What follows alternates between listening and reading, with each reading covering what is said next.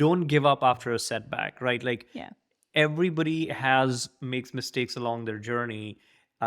And when you make a mistake, that's fine. That's a learning opportunity.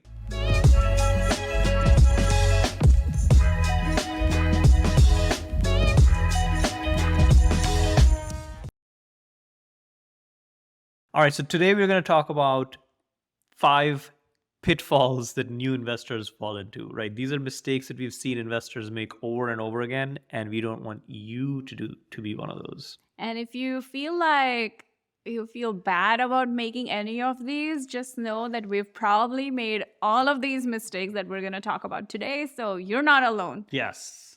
So let's dive right in. The first one, and I think the biggest one that we see new investors make, in fact, a lot of seasoned investors make as well, is chasing the shiny object, right? As entrepreneurs, like we love shiny objects, right? That's why we are all interested in pursuing something new because it's fun. It's fun, it's exciting, and the learning phase when you're like learning about something new and the possibilities sounds great. Yeah. And then at some point, there's setbacks and reality hits where you need to start executing, and that's where a lot of people give up Yeah. and start chasing another shiny object. It's like you're, sitting there calmly in a peaceful meadow and suddenly you're like, squirrel. That's what it's like. And there's this famous story from Greek mythology where Sisyphus, who's a character in Greek mythology, has been cursed by Zeus to push a boulder up a hill forever and ever until eternity. So Sisyphus rolls up the boulder all the way up the hill and has to start all the way again from the beginning. And that's what a lot of us do. And we push boulders up and we pick a strategy and we do all the hard work and get to a point where it's going to get easy, but then we give up. We give up right then because it's going to get harder before it gets easy. And that's when most people give up, right? Any strategy that you implement in any business, whether it's real estate investing, it's an exponential curve. It's not a straight linear curve. In the beginning, it's harder. And then at some point, you're going to accelerate. But right before that, most people give up because you feel like, I've been working so hard for all this time and nothing's happening. Look at that, squirrel. Yeah. And, it's as I say, like, today is hard, tomorrow is going to be harder, but day after tomorrow is going to be easy. And most people give up tomorrow evening, right? Just before it's going to get easy. So don't make that mistake. Like, once you pick a strategy, figure out what your strategy is. And, the way we recommend doing it is figure out what your goals are, right? Where you want to be. For us, it was in 3 to 5 years, we want to retire from our day jobs and build wealth and buy assets because that creates passive income that allows you to retire. And so we were very clear that buying assets is the way for us. Buy and hold investing was the way for us. Figure out what that strategy looks like for you. And once you figure it out, stick to it, right? Stick to it for at least a year. And then it's going to get a lot easier. So that's number one is don't chase the shiny object. Number two, the second mistake that new investors make is starting in the middle of somebody else's journey, right? So on social media, you hear all the people talk about, oh, I did a 5-unit deal and a 10-unit deal and a 15-unit deal and I bought a 100-unit building. And so you think that that's just, where you need to start. But that's not true. Everybody starts from zero, right? Almost every real estate investor, no matter how successful that I've ever met, has started with a single family home. 90% of the time they start with a single family home, and that's where you should start as well.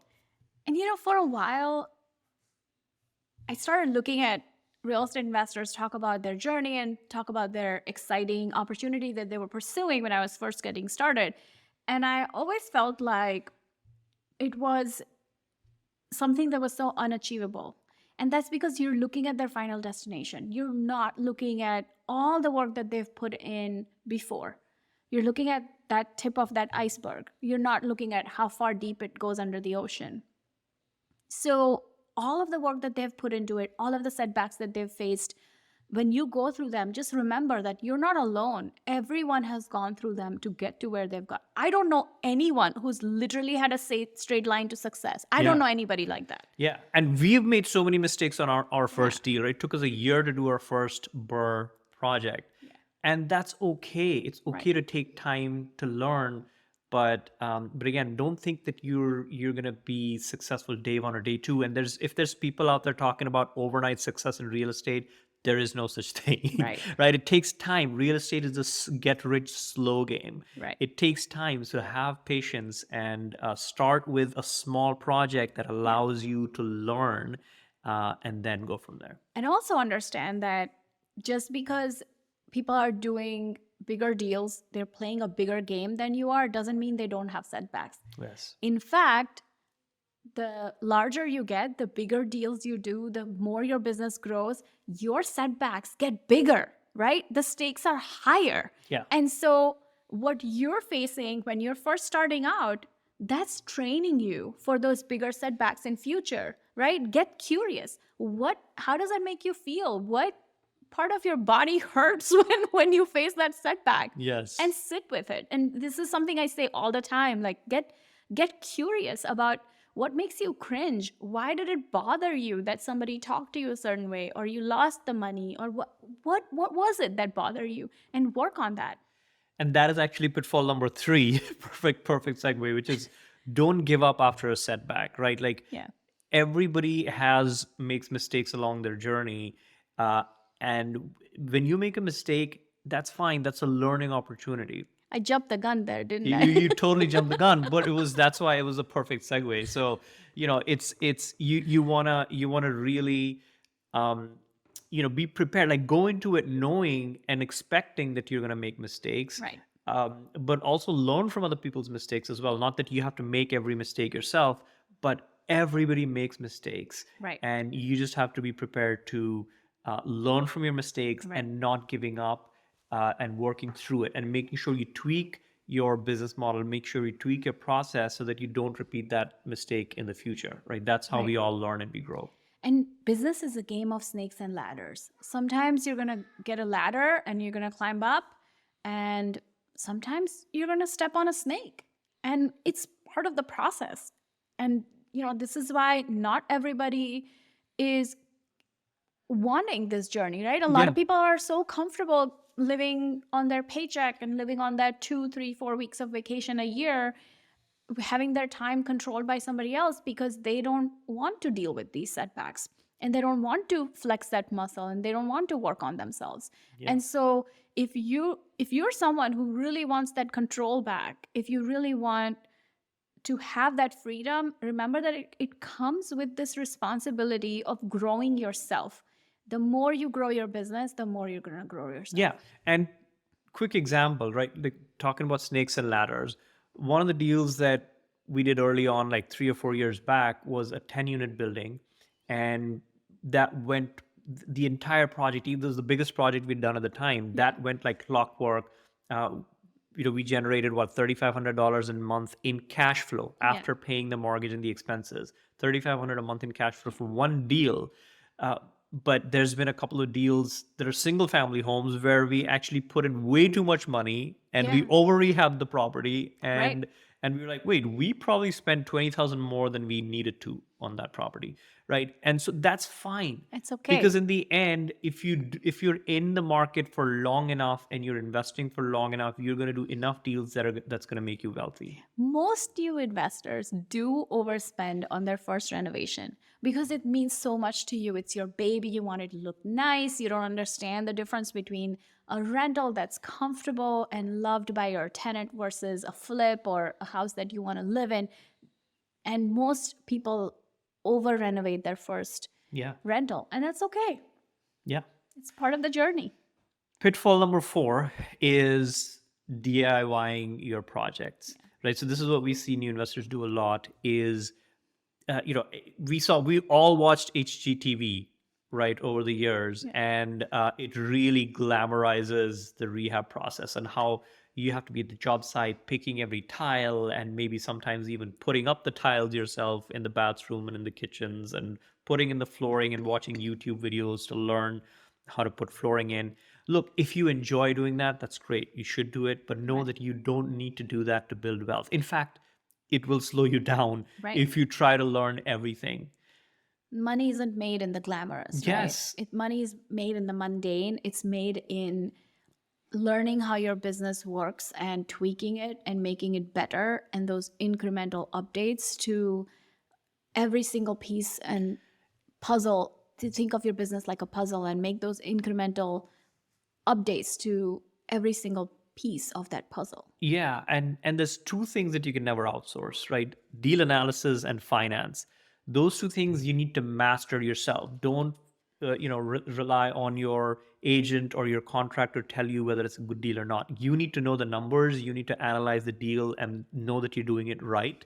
And you need to understand financing, commercial financing. We talk about this all the time. Commercial financing is what's helped us scale our business.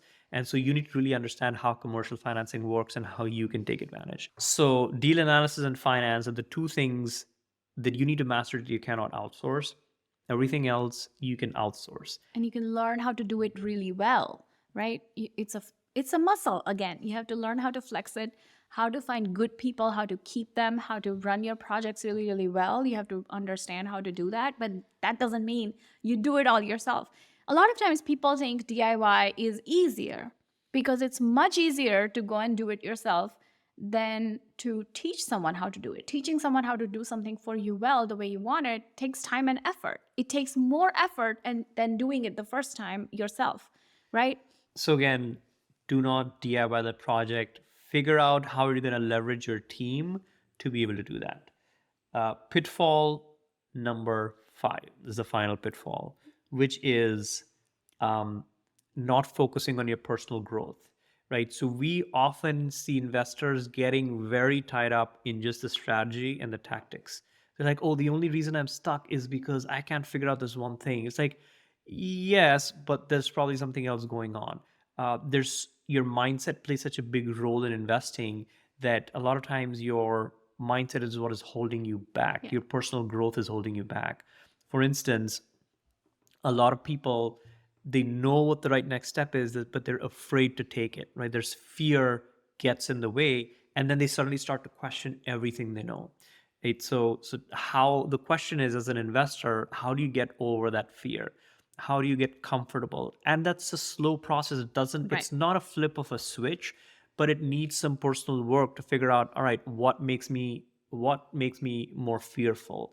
And if these are the things that make me fearful, how do I get comfortable with those? How do I have maybe some sort of safety nets in place to make sure if something goes wrong, I'll be okay? Yeah, and that there's something I've said before.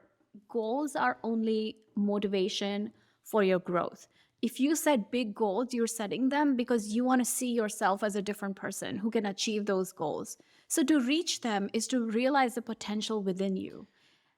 And so if you just focus on the goal and not yourself, it's hard to get there. It's not going to be possible to get there. Yeah, and as they say that success is limited by to your personal growth, right? If you're not growing your mindset, if you're not growing your approach, if you're not growing as a person, your business is not going to grow, right? It's one thing to acquire the skills to do what you need to do, Yeah. but it's a whole different thing to adopt the right mindset, to take calculated risks, Right. to take action, to be consistent, to be disciplined. That's more mindset. That's nothing to do with strategy and tactics. Right. That's mindset. Exactly. And it's fun. Working on yourself is fun. You're your own asset. The higher you build yourself, the more your business is going to grow. We're all about investing. So invest time, energy, effort, money in yourself because that's going to allow you to grow your business even further. Yeah. So those are the pitfalls. So just to quickly recap the pitfalls, right? So number one is don't chase the shiny object. Number two, don't start in the middle of somebody else's journey. Start small so that you can make your own mistakes. Know that it's going to take time to get as successful as somebody else, and that's okay.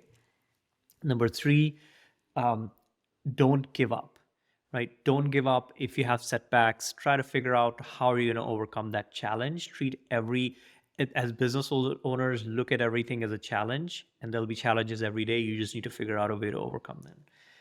Number 4, don't DIY. Do not DIY. Learn deal analysis, learn finance, outsource everything else, learn how to manage teams, and learn how you can manage other people better to do the things that you're trying to do. And finally, make sure you focus on your personal growth along the way, because that's what's really going to get you success. All right, so hope you enjoyed that episode. We're excited to tell you that we have a new book that just came out with Bigger Pockets. It's called Accelerate Your Real Estate. We get deep into our scale framework, all of the things that we've used to grow our portfolio. And there is an amazing 10% off coupon. If you go on our website, you can go to openspaceswomen.com/book, and you can get the 10% off coupon so you can get that book. And, Alex Hormozy gives this tip where he says that if you buy the audio and the ebook version, you can read the book while you're listening to the audiobook. So highly recommend that. And it's sold over 1,000 copies in just the first few days. So we're super excited. Yeah, we're really excited. So go get the book, go get your hands on it, and we'll see you in the next episode. Take care. Bye now.